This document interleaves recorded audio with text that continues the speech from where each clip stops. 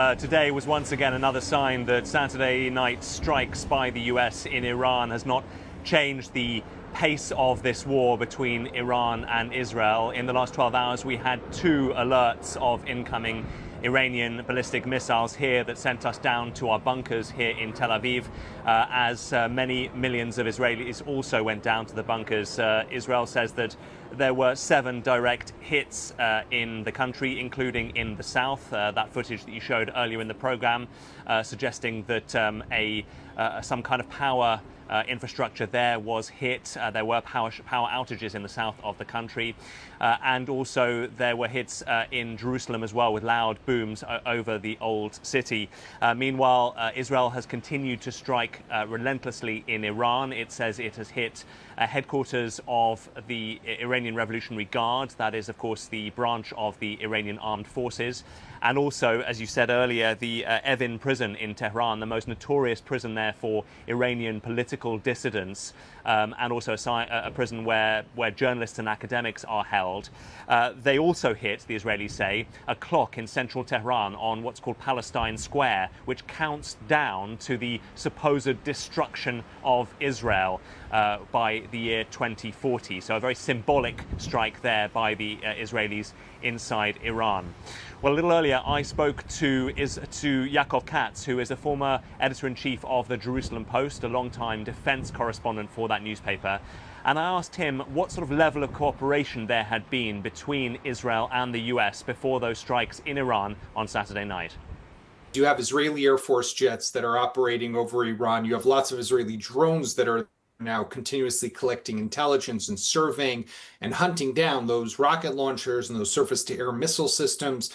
And all of this needs to happen at the same time that those B-2 bombers were making their way. So this had to be carefully orchestrated by General Kurilla of the CENTCOM, of the Central Command, who's the U.S. general in charge of this region, and the IDF general staff. So all of that was definitely happening, but you are, to some extent, right that what the Americans wanted from Israel was for those skies to be clear and for there not to be a threat against the B-2 bombers that were going to be making their way. The B-2 bombers, yes, have stealth capabilities, but because of their massive payload that they were carrying, each of them had 2 of those GBU-57 bunker busters. They do fly slower than supersonic F-15s or F-16s. They don't have that capability, and therefore, if they were to come under surface-to-air fire, it could be a risky move for them. So that was definitely something that was very important for the Americans and something that the Israelis put a big focus on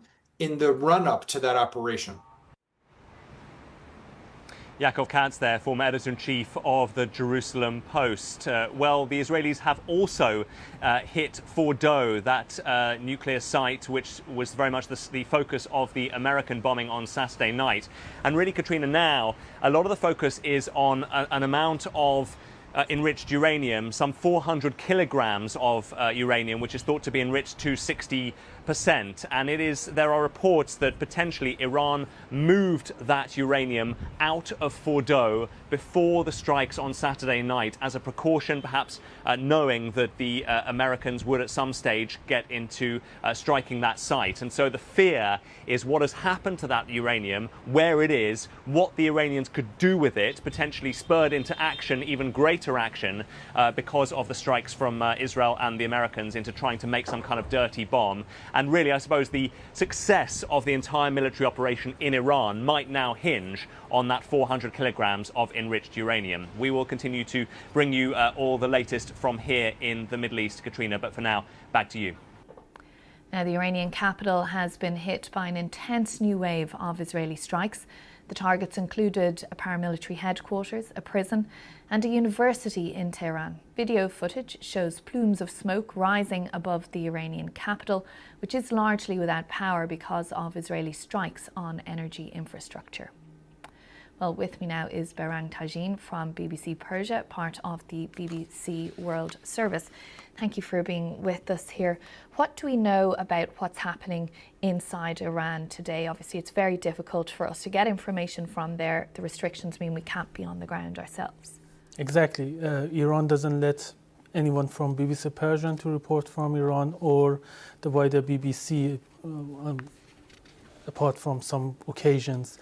There are a few things that everyone needs to consider. Firstly, some of these targets, including, for example, the Evin prison, are in the middle of residential areas in Tehran.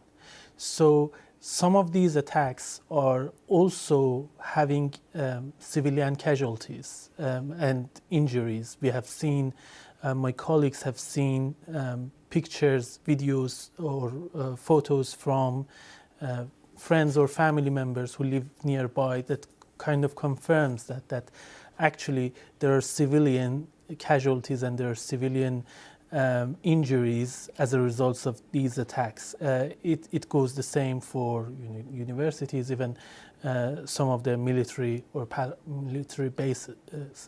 So we should remember that. On top of that, you need to remember that unlike Israel, when the attacks come, there are no alarms. So there is no way for ordinary people to find shelter, even if there were any shelters. So as a result of that, we are seeing a lot of injuries and some casualties within Iran, who are people who are not connected to the military establishment. Even we have had reports of some children being killed in these attacks since they started. Okay. And the internet blackout as well makes it even more difficult to get information about what you've described there. Exactly. The internet has been shut down, and then some people have had patchy connections, sometimes even for minutes. We have seen like messages getting to the recipient in Iran after a couple of days on some occasions. And again, without having journalists from international media on the ground, videos or pictures posted on the internet, on social media, is one of the very few ways for us to get a glimpse inside the country and to see what is happening. And then we have to hand it over to our colleagues in BBC Verify or BBC Persian's digital team, who have become experts in terms of geolocating these videos and authenticating them, making sure that they are where they are claimed to be, and they were shot at the time they were claimed to be. And it's a journalistic effort in order to just confirm some very patchy details, because as you can see, the Iranian state is trying to control information. There are edicts going to newspapers and other media almost every day telling them what they can and can't cover. And because of that, having accurate, up-to-date information about what is happening in Iran, what is happening in different cities and different parts of the country, is quite a difficult task. I know there are some restrictions imposed in Israel as well, in terms of, for example, the media are not allowed to confirm the exact location of any missile hits, but it's nothing compared to what we see in Iran. Now, we do get some information from Israel about what it's doing in Iran, and again, we can't verify that, but it has said that it has hit the Evin prison. Talk to us a little bit about the significance of that, or why that might be a target. So Evin is the most notorious prison in Iran. It is the place that usually they hold political prisoners, from journalists to academics to intellectuals, to all sorts of political activists who are imprisoned by the judiciary.